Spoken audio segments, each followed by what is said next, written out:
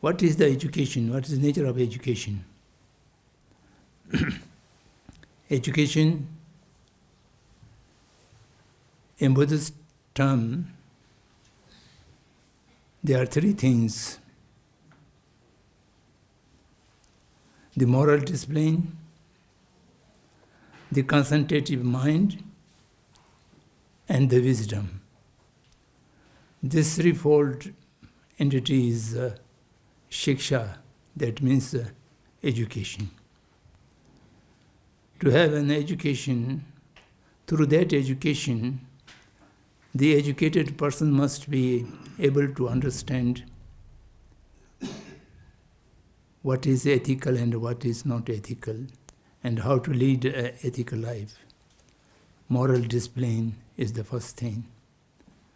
And secondly, the mind should be able to free from all kind of destruction and able to concentrate on one point deeply. And the third is thereby awakening of the inner wisdom. The final education is cannot be imparted from outside. It shall have to be arising from within. My friend, philosopher and guide, Jiddu Krishnamurti used to say very repetitively, the purpose of education is to awaken inner intelligence of the individual, so that he or she can flower in goodness. If the inner intelligence is arising, awakening, then the person need not to be taught what is good and what is bad, and it will flower automatically in goodness. So therefore, the nature of education is to help, to assist the learner, the student, how to awake the individual's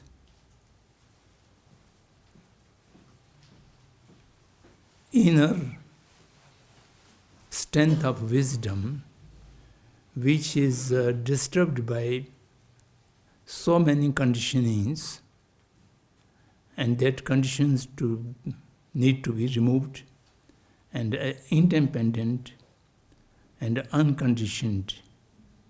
Sometimes I used to call it original mind, need to be awakened. That can only happen, the teacher and the student both works jointly as a collective learner,